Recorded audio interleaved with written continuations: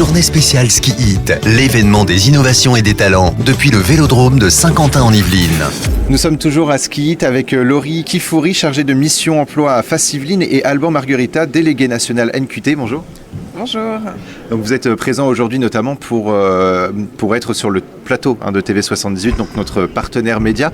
Vous êtes là pour rencontrer des candidats et pour savoir si ça match avec eux ou pas. Quel est l'intérêt pour vous justement de rencontrer les candidats et de leur donner des conseils ?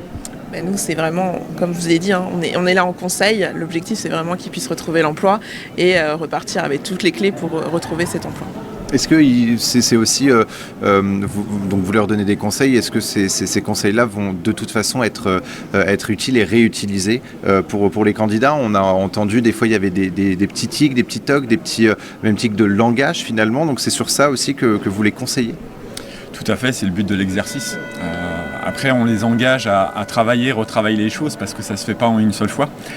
Mais s'ils persévèrent, ils en tireront les bénéfices assez facilement.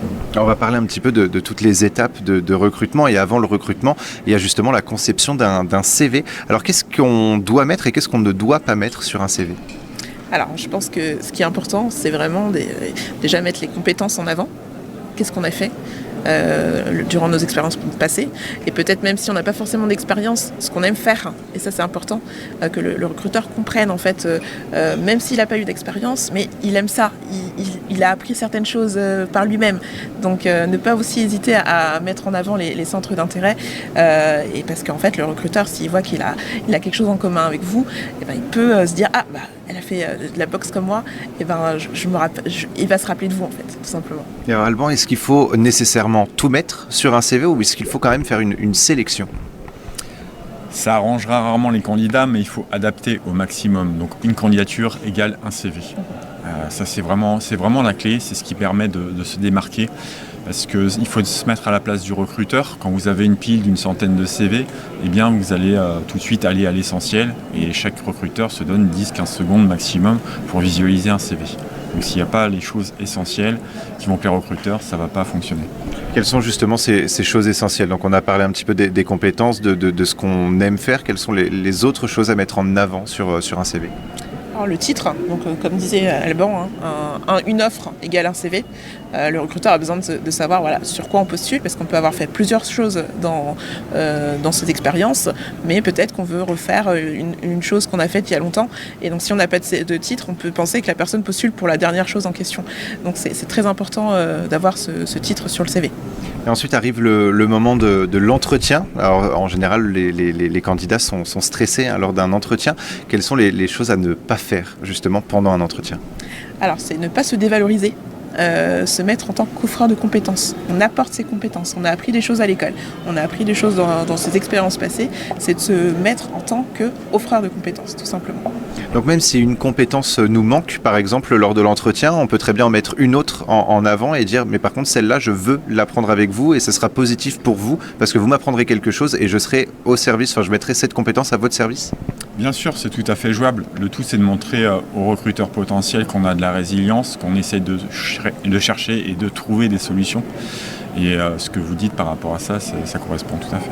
Est-ce que la posture aussi est intéressante et est importante devant un recruteur ?